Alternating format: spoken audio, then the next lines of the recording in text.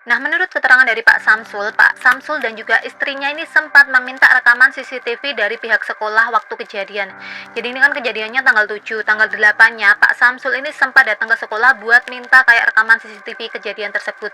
Tapi entah kenapa pihak sekolah ini seperti menutup-nutupi kayak gitu. Diketahui video tersebut adalah perusakan kedua yang dilakukan oleh bule tersebut di rumah mertuanya. Jadi sebelumnya ya, bule ini juga pernah melakukan perusakan di rumah mertuanya. Di situ ketika masuk ini AR sempat mengucapkan salam. Dan setelahnya tanpa babi bu, AR ini langsung mengambil celurit yang ia sembunyikan di belakang punggungnya untuk menyerang Pak Ali sebanyak 3 kali.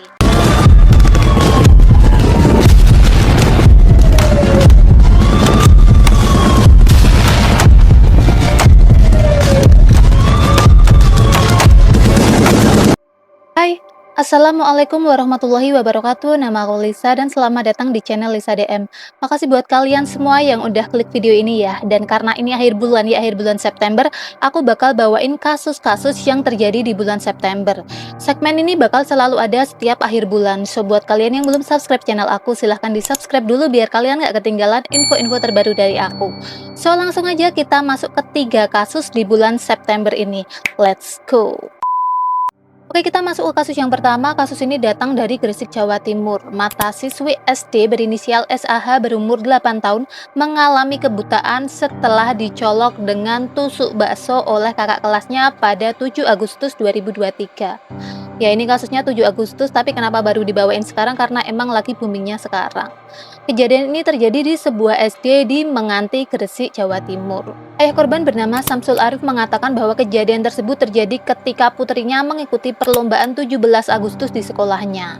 Nah, pada saat itu SAH atau putri dari Pak Samsul ini lagi asik bermain di halaman sekolah ketika tiba-tiba tangannya ditarik oleh kakak kelasnya dan dibawa ke lorong kelas. FYI, korban ini masih kelas 2 SD dan pelakunya katanya itu kelas 6 SD.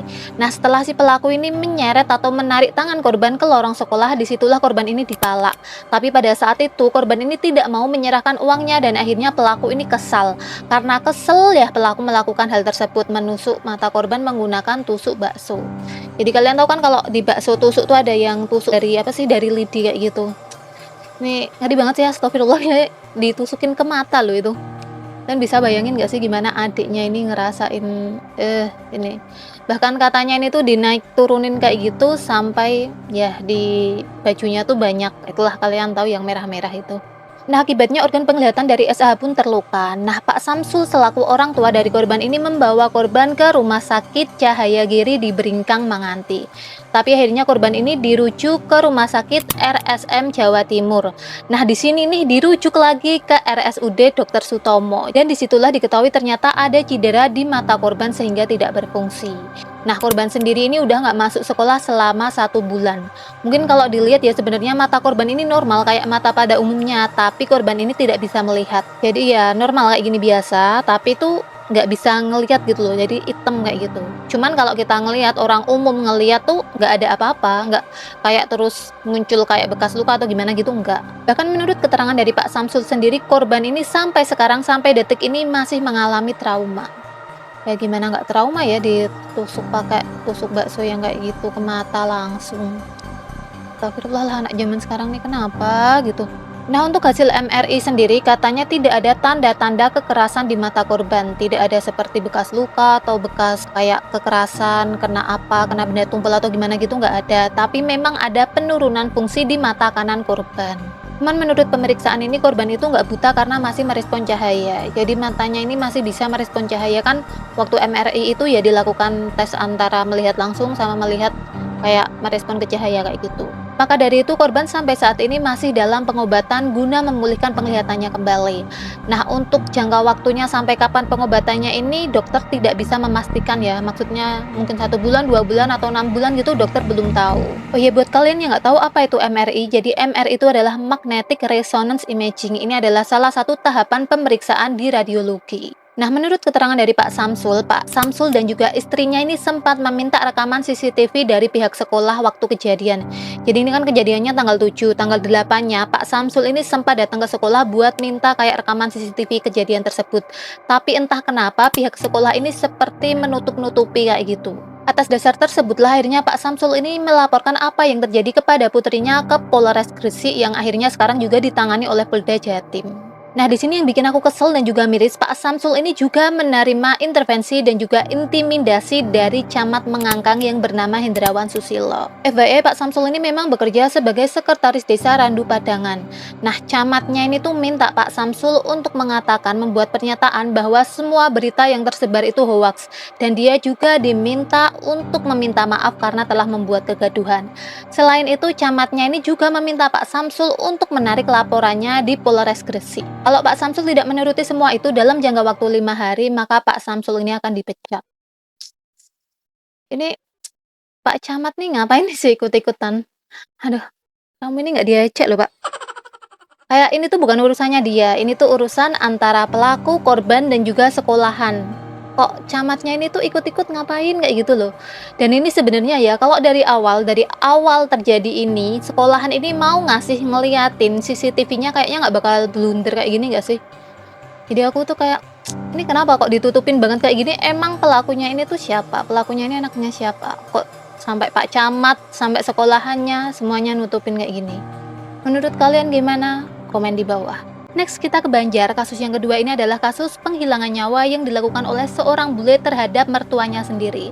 Jadi belum lama ini ada sebuah video yang cukup heboh di TikTok yang memperlihatkan barang-barang yang telah dirusak oleh seorang bule yang ternyata bule tersebut adalah menantu dari pemilik rumah. Ini aku kasih lihat videonya.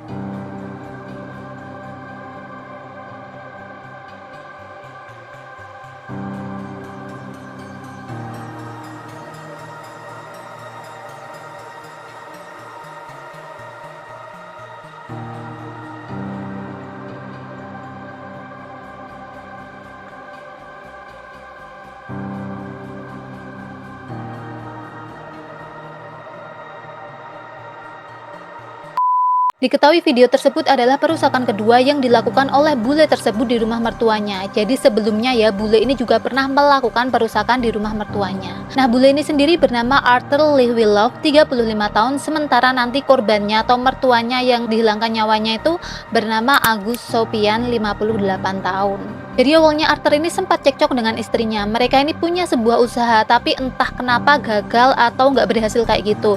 Dan Arthur ini kecewa, akhirnya mereka ya cekcok tadi, dan disinilah Arthur ini ngamuk di rumah mertuanya yang pertama kali.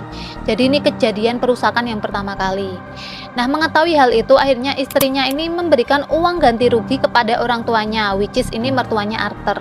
Harusnya wajar kan ya istrinya ini memberikan uang ganti rugi ke orang tuanya, karena kan kerusakan ini disebabkan oleh Arthur sendiri, oleh ulahnya Arthur sendiri. Tapi Arthur yang tahu di sini bahwa istrinya memberi uang ganti rugi ke orang tuanya ini ngamuk. Akhirnya jadilah video yang kedua tadi. Nah, di perusakan yang kedua ini sebenarnya orang tua atau mertua dari Arthur ini sempat melaporkan Arthur ke kepolisian, tapi pada saat itu entah kenapa nggak dihukum. Kalau kata kepolisian atau kata polisi sih katanya karena pada saat itu hukumannya ini nggak sampai 5 tahun, jadi bisa dibilang di bawah 5 tahun kayak gitu. Makanya akhirnya dia tidak dipenjara atau tidak dihukum. Nah, beberapa hari kemudian terjadilah ya kejadian yang mengerikan ini. Nah, pada hari itu lagi-lagi Arthur ini cekcok dengan istrinya. Nah, pada cekcok kali ini istrinya ini pergi dari rumah. Arthur ini berpikiran bahwa istrinya ini pergi ke rumah orang tuanya, which is mertua dari Arthur. Makanya akhirnya Arthur ini pergi ke rumah mertuanya untuk menemui istrinya. Tapi pada saat Arthur sampai di rumah mertuanya ini nggak ada istrinya, yang ada cuman bapak mertuanya di belakang rumah. Begitu melihat bapak mertuanya, Arthur ini tanpa babi bu langsung mendorong bapak mertuanya dan menusuk bagian leher dari bapak mertuanya menggunakan benda tajam. Ia menusuk leher bapak mertuanya ini berkali-kali sampai tetangganya ini dengar. Nah, awalnya para tetangga berpikiran bahwa itu tuh cuman kayak ya berkelahi biasa kayak gitu. Tapi pada saat tetangga keluar, ia malah melihat kejadian yang ya mengenaskan seperti itu. Dan akhirnya Arthur pun ditangkap oleh warga dan diamankan oleh kepolisian Polres Banjar. Nah, ketika ditanyai mengenai motifnya, katanya Arthur ini kesel karena bapaknya ini sering ikut campur urusan rumah tangganya. Ia merasa tidak dibela oleh bapak mertuanya, jadi ya terjadi seperti itu tadi. Dia merasa bahwa dirinya ini sendiri. Cuman sampai sekarang masih didalami lebih lanjut motif dari Arthur ini. Selain itu diketahui bahwa Arthur ini pernah melakukan penyerangan terhadap satu pria dan satu wanita di Silver Terrace, San Francisco. Jadi bisa dibilang Arthur ini memang sudah ada catatan kriminal kayak gitu. Cuman sampai sekarang polisi masih mencari informasi lebih lanjut dari Interpol. Nah, Arthur sendiri dijerat dengan pasal 338 KUHP dengan ancaman hukuman maksimal hukuman mati atau penjara seumur hidup.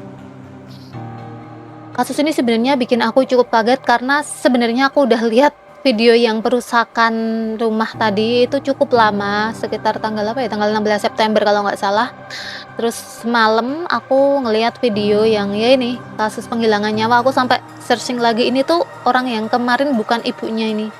Ternyata emang bener dan kayak, aduh, Mbok ya, kalau misalnya ada laporan kayak gitu, pihak kepolisian diminta banget buat kayak ngasih perlindungan ke korban, takutnya kalau kejadian kayak gini lagi, ya nggak sih? Komen di bawah. Dan ya udah, kita ke kasus berikutnya, which is kasus terakhir hari ini. Kasus terakhir ini miris banget sih. Kasus ini adalah kasus penyerangan seorang guru yang dilakukan oleh muridnya sendiri.